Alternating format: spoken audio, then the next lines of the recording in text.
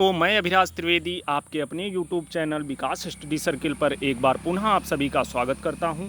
दोस्तों, ये वीडियो आपकी आने वाली सभी आगामी परीक्षाओं के लिए बहुत ही महत्वपूर्ण होने वाला है। तो दोस्तों, इस वीडियो को अंत तक ज़रूर देखें।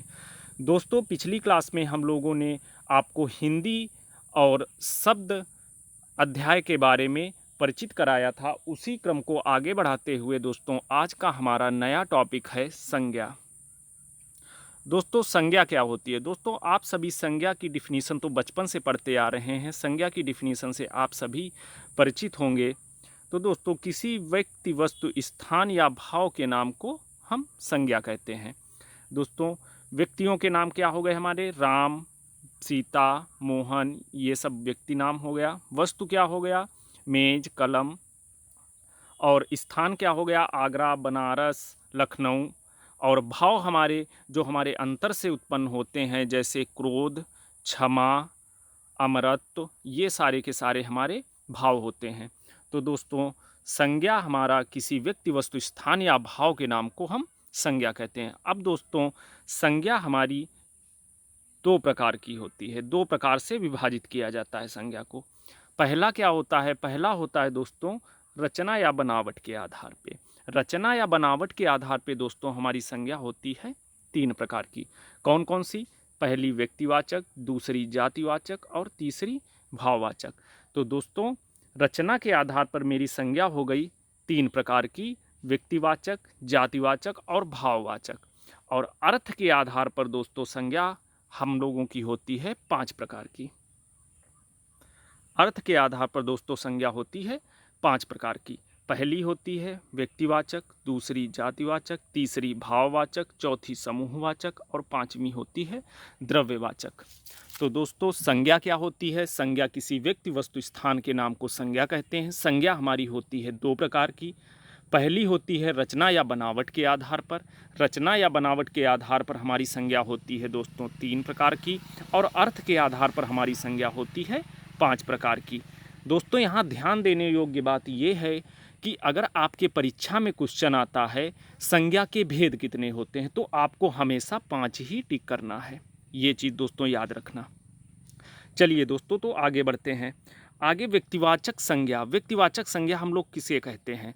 व्यक्तिवाचक संज्ञा दोस्तों हमारी वह संज्ञा होती है जिससे किसी एक ही व्यक्ति, स्थान का बोध होता है। एक ही व्यक्ति, वस्तु, स्थान का बोध होता है। एग्जाम्पल के तौर पे हम लोग समझेंगे, जैसे राम, आगरा, रामचरितमानस।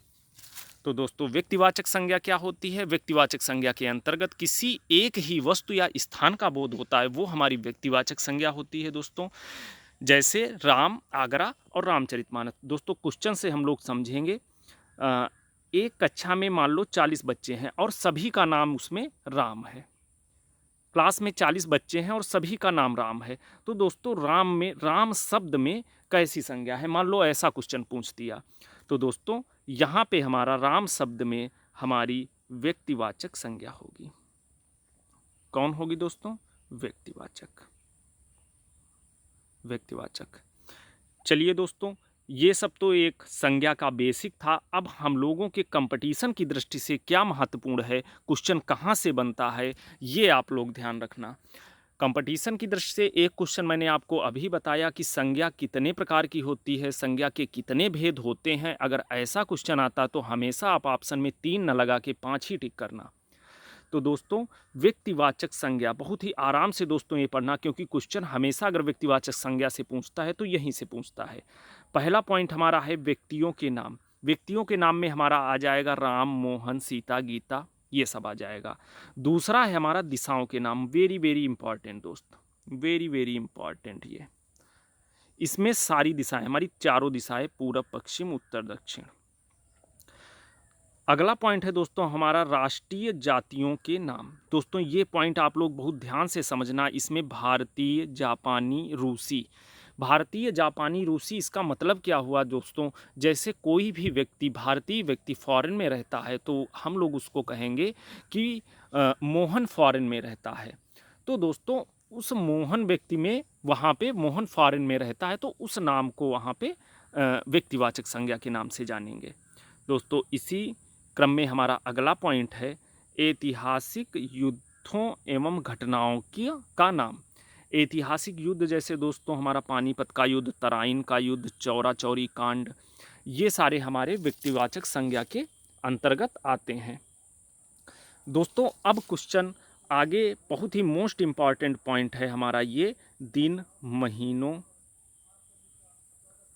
और वर्षों के नाम। वर्षों के नाम दोस्तों, इसके अंतर्गत हमारे दिन के अंतर्गत सभी दिन, रविवार, सोमवार, मंगलवार, बुधवार, ये सारे आ जाएंगे। और महीनों के अंतर्गत हमारे जनवरी, फरवरी, ये सारे आ जाएंगे। और वर्ष 2020, 21, 18, 5, 7, ये सारे हमारे वर्ष के अंतर्गत आएंगे।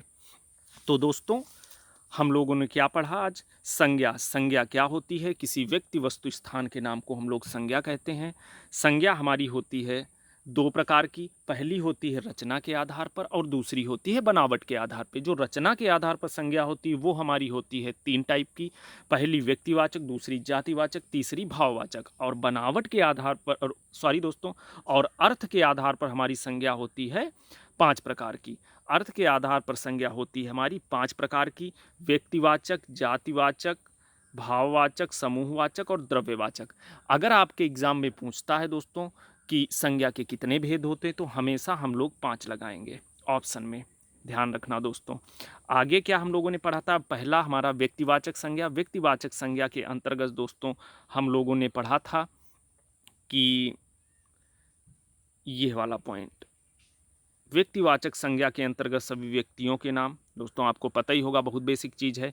दिशाओं के नाम दोस्तों, ये चीज़ इम्पॉर्टेंट है। दिशाओं के नाम, उत्तर, पूरब, दक्षिण, पश्चिम, ये सारी हमारी दिशाएं आएंगी। और व्यक्तिवाचक संज्ञाओं के अंतर्गत दोस्तों हमारे राष्ट्रीय जातियों के नाम, भारतीय, जापानी, रूसी, चीनी, ये सब आ जाएंगे। ऐतिहासिक युद्धों और घटनाओं की जानकारी, जिसमें पानीपत का युद्ध, तराइन का युद्ध, ये सब आ जाएगा। दिन और महीनों के नाम हमारे आ जाएंगे।